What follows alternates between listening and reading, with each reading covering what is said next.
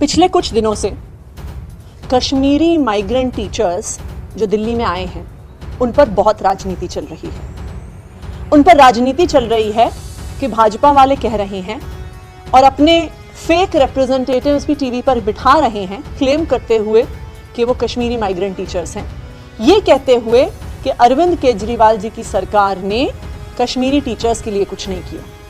लेकिन आज हम भाजपा की सच्चाई का पर्दाफाश करने आए हैं कि किस तरह से भाजपा के नॉमिनी अनिल बैजल जी, जो दिल्ली के एलजी हैं, जिनके हाथ में टीचर्स की रिक्रूटमेंट, टीचर्स की प्रमोशन, टीचर्स की रेगुलराइजेशन, जो सारे सर्विसेज मैटर हैं, उन्होंने किस तरह ना सिर्फ कश्मीरी माइग्रेंट टीचर्स का साथ नहीं दिया बल्कि खुल के उनके रेगुलराइजेशन का विरोध किया। और आज ये सारे कागज मैं आपके सामने रखना चाहती हूँ। देखिए, जब आम आदमी पार्टी की सरकार बनी तो जो कश्मीरी माइग्रेंट टीचर्स हैं वो दिल्ली के मुख्यमंत्री अरविंद केजरीवाल जी के पास आए, वो दिल्ली के शिक्षा मंत्री मनीष सिसोदिया जी के पास आए और बार बार दिल्ली सरकार ने, दिल्ली की चुनी हुई सरकार ने इस पे निर्णय लिए कि कश्मीरी माइग्रेंट टीचर्स को रेगुलराइज करना चाहिए।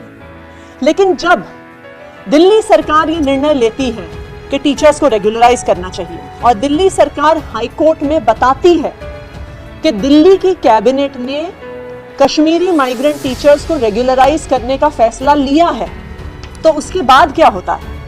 उसके बाद एलजी साहब एक नोट लिखते हैं फाइल में कि यह सर्विसेज मैटर है और इसको सर्विसेज मैटर के तहत ट्रीट किया जाए, इस पर दिल्ली की चुनी हुई सरकार का कोई भी अधिकार नहीं है। बहुत स्पष्ट तौर से आम आदमी पार्टी की सरकार, अरविंद केजरीवाल जी की सरकार कैबिनेट में डिसीजन लेती है, कोर्ट में बताती है, हाई कोर्ट में, कि हमने इनको रेगुलराइज करने का डिसीजन ले लिया है। तो एलजी साहब उस कैबिनेट के डिसीजन के बाद कहते हैं कि इस पर दिल्ली की चुनी हुई सरकार और अरविंद केजरीवाल जी का कोई हस्तक्षेप नहीं होगा, जो भी निर्णय होगा एलजी ऑफिस द्वारा होगा।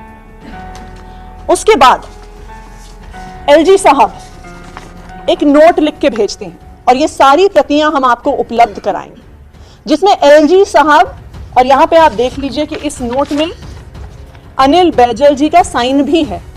तो ये एलजी साहब की किसी अफसर ने नहीं लिखा है, एलजी साहब ने खुद लिखा है और खुद साइन किया है, जो केंद्र सरकार के नुमाइंदे हैं।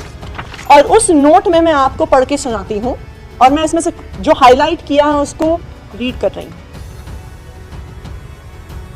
The matter was discussed with officers in the MHA, यानी एलजी साहब ने ये खुद नहीं सिर्फ निर्णय लिया, उन्होंने केंद्र सरकार में मिनिस्ट्री ऑफ होम अफेयर्स से चर्चा की।